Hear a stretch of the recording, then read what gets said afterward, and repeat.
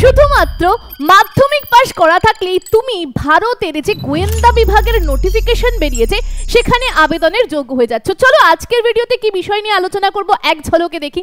কতগুলো পোস্ট রয়েছে এই গোয়েন্দা বিভাগের সেটা জানবো। এছাড়া তুমি তোমার নিজের ভাষা এবং নিজের রাজ্যে চাকরি করার সুযোগ পাবে কিনা সেটা জানাবো। তারপরে এডুকেশন কোয়ালিফিকেশন এবং এজ ক্রাইটেরিয়া কি চেয়েছে আমরা সেটা জানবো। আর এই যে গোয়েন্দা বিভাগ এখানে তোমাকে কাজই বা কি করতে হবে আমরা সেটা জানবো। এর সাথে সাথে জানবো আবেদন কবে থেকে শুরু হচ্ছে, লাস্ট ডেট কবে, এর সাথে সাথে তোমার এক্সাম কবে নাগাদ হতে পারে সেটা জানবো।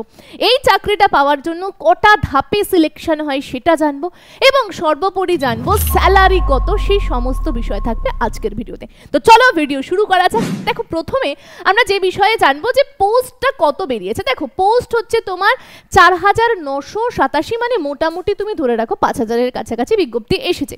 এডুকেশন কোয়ালিফিকেশন তোমার শুধুমাত্র মাধ্যমিক পাস করা থাকলেই তুমি আবেদন করতে পারছো। এর সাথে সাথে তোমার রাজ্যের ডোমিসিয়াল লাগবে এবং তুমি যে রাজ্য থেকে ফর্ম ফিল আপ করছো, ধরো তুমি পশ্চিমবঙ্গে থাকো, তার মাতৃভাষা কি বাংলা, তুমি সে বাংলা ভাষায় কথা বলতে পারছো কিনা সেটা একটু দেখবে। আচ্ছা, এরপরে এজ ক্রাইটেরিয়ার ক্ষেত্রে বলি, তোমার বয়সে যদি 18 থেকে 27 বছরের মধ্যে হয়ে থাকে তাহলে তুমি আবেদন করতে পারছো, তবে এটা জেনারেলদের জন্য।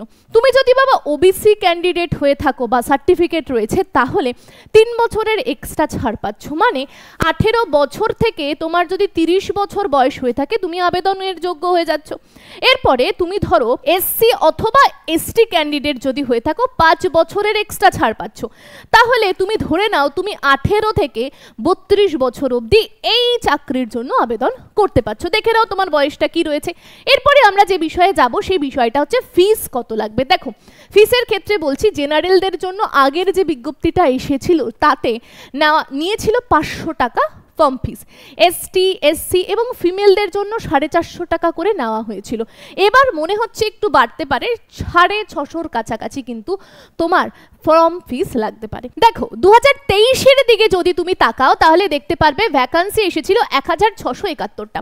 2022-এ যাও দেখবে 1521টা ভ্যাকান্সি এসেছে, কিন্তু 2025-এর দিকে তাকালে দেখতে পারবে 4987, মানে 5000-এর কাছে বিজ্ঞপ্তি এসেছে। কারণটা কি?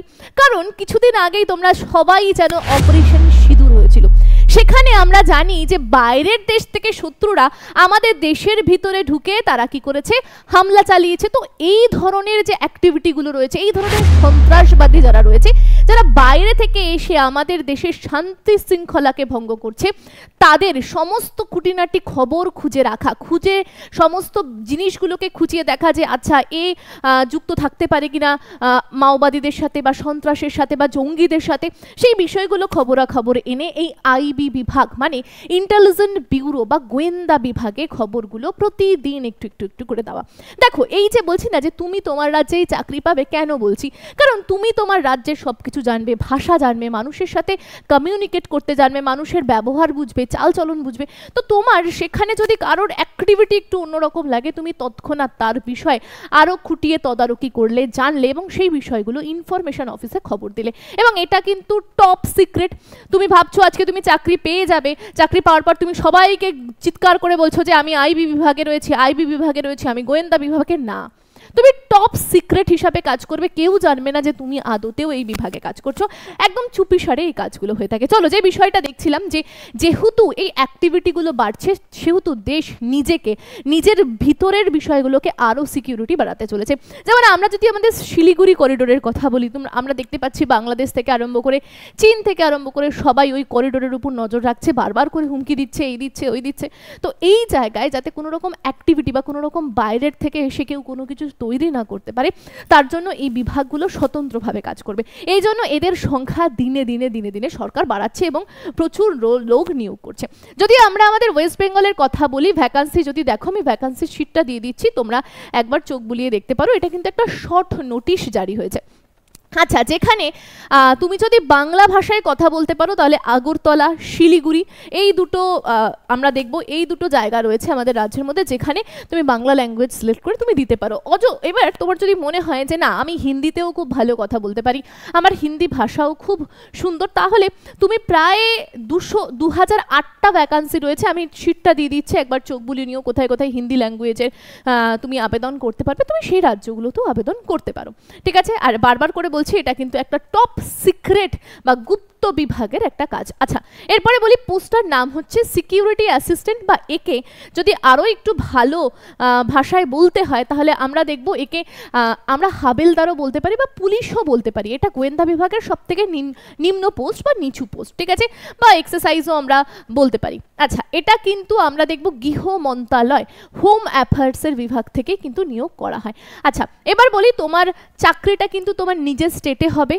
ঠিক আছে, তুমি চাইলে, তুমি যদি চাও বাংলা ভাষায় কথা বলে কাজ করতে তাহলে তুমি তোমার রাজ্য ওয়েস্ট বেঙ্গলেই চাকরি পেয়ে যাবে। আচ্ছা, অনলাইনে আবেদন কবে থেকে শুরু হচ্ছে? 26শে জুলাই 2025 থেকে তোমার আবেদনের প্রসেস শুরু হচ্ছে, লাস্ট ডেট হচ্ছে 17ই আগস্ট 2025। প্রত্যেকে বিষয়টা দেখে রেখো। এবার বলি এক্সাম কবে হবে? যদি আগের প্রিভিয়াসের ডাটাগুলো দেখো, এক্সামের জন্য কিন্তু তোমাকে খুব জোর 4 থেকে 5 মাস সময় দেওয়া হয়, তার বেশি সময় দেওয়া হয় না। এবার তোমরা বলবে যে 4 থেকে 5 মাস তো খুব কম সময়, কিভাবে পড়বো? দেখো, শুধু বিজ্ঞপ্তি জেনে গেলে হবে না, পড়াশোনাও করতে হবে। তার জন্য তোমাকে বলবো ইউর স্টাডি অ্যাপ ডাউনলোড করো। ইউর স্টাডি অ্যাপে তুমি কি কি ফ্যাসিলিটি পাবে, এই যে সাবজেক্টগুলো বলবো, এই যে সাবজেক্টগুলো পড়ে তোমাকে চাকরি নিতে হবে, সেই সাবজেক্টগুলো তুমি বেসিক থেকে অ্যাডভান্স অবধি বুঝতে পারবে। আমাদের ইউর স্টাডিতে কীরকম পড়ানো হয় তা জানার জন্য তুমি আমাদের প্রচুর ভিডিও যায়, সেই ভিডিওর কোয়ালিটিগুলো দেখো, তাহলেই বুঝতে পারবে যে কী ধরনের পড়ানো হয়। এছাড়া প্রচুর ছাত্রছাত্রী চাকরি পেয়েছে, তাদের ফিডব্যাক এবং তারা কি বলছে এই কোর্স সম্বন্ধে সেগুলোও জেনে নিতে পারো। আমি বলবো এসএসসির জন্য বা বিভিন্ন চাকরির জন্য তুমি আমাদের ফাউন্ডেশন কোর্সগুলো যুক্ত হতে পারো, যেটা এখন চলছে 5.0, তাতে তুমি যুক্ত হয়ে যাও, তাহলে কি তুমি সব চাকরির জন্য বসতে পারবে। এছাড়াও তোমার যদি ইচ্ছা থাকে কি কি কোর্স রয়েছে জানার, দিয়ে দিয়েছি। এই কোর্সের সুবিধাগুলো কি কি সেটাও দিয়ে দিয়েছি। এই সুযোগ তো হাতছাড়া করো না, কারণ এই ধরনের বিজ্ঞপ্তিগুলো কিন্তু বেশি সময় দেয় না পড়াশোনার জন্য। তো আগে থেকে যদি তৈরি না হও তাহলে কিন্তু এত বড় বড় সুযোগগুলো কিন্তু হাতছাড়া করবে। তো আগে থেকে তৈরি থাকো বা তৈরি হয়ে যাও। স্ক্রিনে দেওয়া নাম্বার দিলাম, কল করে নিও, বাড়ি বসে পড়তে পারবে। সমস্ত ফেসিলিটি কি কি রয়েছে কল করলেই টিম মেম্বার বুঝিয়ে দিতে পারবে। চলো, যে বিষয়টা বলছিলাম বা যে বিষয়ের নিরিখে এসেছিলাম, আমরা কি বলছিলাম, আমাদের ওয়েবসাইটটা কি, দেখো কোন ওয়েবসাইটে গেলে তুমি আবেদন করতে পারবে। আইবি সিকিউরিটি অ্যাসিস্ট্যান্ট অথবা তুমি এক্সিকিউটিভ রিক্রুটমেন্ট 2025 সার্চ করলেই পেয়ে যাবে। সেখানে তোমাকে কি করতে হবে, রেজিস্টার করতে হবে এবং ফর্ম ফিল আপ করতে হবে, এবং পুরো বিষয়টা টাকা ফাঁকা দিয়ে সব কিছুকে তোমাকে সাবমিট করে দিতে হবে। ঠিক আছে, তুমি কোনো সাইবার ক্যাফে গেলেই করে দেবে, অথবা যারা বাড়ি বসে করতে চাও করতে পারো। আচ্ছা, এরপরে বলি সিলেকশন প্রসেস, চাকরি পাওয়ার যে ধাপগুলো সেটা কীরকম। দেখো, প্রথম হচ্ছে আমি লিখেছি স্টেপ 1, স্টেপ 2, স্টেপ 3, মানে প্রথম সিঁড়ি, দ্বিতীয় সিঁড়ি, তৃতীয় সিঁড়ি। প্রথম সিঁড়িতেই মেন কাজ, প্রথম সিঁড়িতেই যদি তুমি খুব ভালো একটা জায়গা কাইল করতে পারো তাহলে 90% তুমি এগিয়ে থাকবে।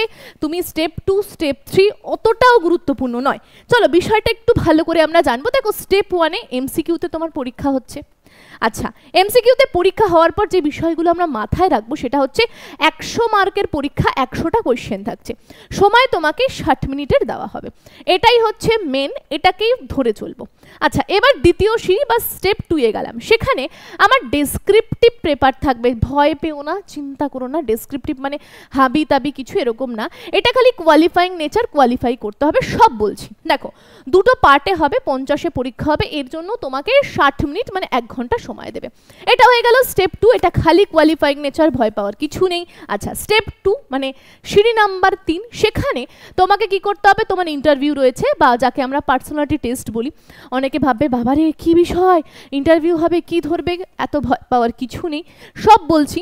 তো এই দুটো স্টেপ, স্টেপ 2 আর স্টেপ 3-কে আমি অতটাও গুরুত্ব দিচ্ছি না, বললে বুঝে যাবে এটাও কিন্তু 50 মার্কেরই হবে। চলো প্রথমে বোঝাই স্টেপ 1, তারপরে বোঝাবো স্টেপ 2।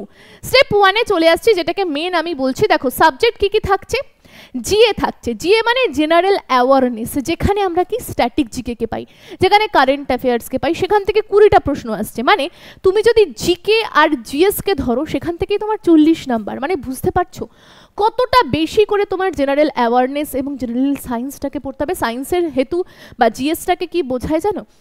বোঝায় history, geography, static GK, polity, economics, সায়েন্সের যে সাবজেক্টগুলো রয়েছে বায়োলজি, কেমিস্ট্রি, ফিজিক্স, এগুলোকে সবগুলোকে নিয়ে তোমার হচ্ছে জিএস। আর জিএ মানে জেনারেল অ্যাওয়ারনেস কিসের মধ্যে পড়ছে, যেখানে তুমি স্ট্যাটিকটাকে খুব ভালো করে বুঝছো, রাজ্যে কি কি চলছে, কারেন্ট ঘটনাগুলো কি কি, কারেন্ট অ্যাফেয়ার্সের থ্রু তুমি জিএটা পড়ছো। এই দুটো সাবজেক্ট মিলিয়ে 40টা নাম্বার থাকছে। এর সাথে থাকছে ম্যাথে থাকছে 20 নাম্বার, রিজনিংয়ে থাকছে 20 নাম্বার, ইংরাজিতে থাকছে 20 নাম্বার এবং জিএস যার কথা বললাম থাকছে 20 নাম্বার। টোটাল তোমার 100তে পরীক্ষা হচ্ছে, মার্কস 100তেই থাকছে, সময় 60 মিনিট দেওয়া হচ্ছে, নেগেটিভ মার্কিং রয়েছে 0.25 বা 14 নেগেটিভ মার্কিং আমি বলতে পারি। এবার তুমি যদি দেখো এই জিএস আর জিকেতে 40-এ তুমি 35-এর উপর স্কোর করেছো, তাহলে বলো তোমার চাকরি পাওয়ার প্রবণতাটা কত বেড়ে যাবে। এই জিএস আর এই জিএ আমাদের টিম রয়েছে 4 জনের, আমি রয়েছি, প্রসেনজিৎ স্যার রয়েছে, বিদেশ স্যার রয়েছে এবং রয়েছে রঞ্জিত স্যার।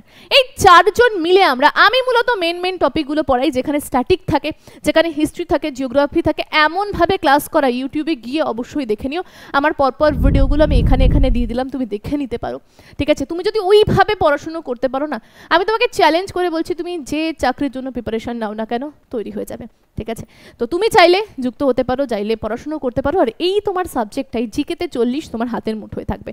ম্যাথ সুজন স্যার সেভাবে করিয়ে দেবে, রিজনিং স্যারও তুফান তুলে দেবে এবং ইংরাজি স্যার তো দেখতেই পাচ্ছ কি লেভেলের ভিডিও যাচ্ছে। আচ্ছা, এটা হয়ে গেল মেন ধাপ, যেখানে 100তে তুমি ভালো স্কোর করছো, তার মানে ভেবে নাও 90% ক্লিয়ার।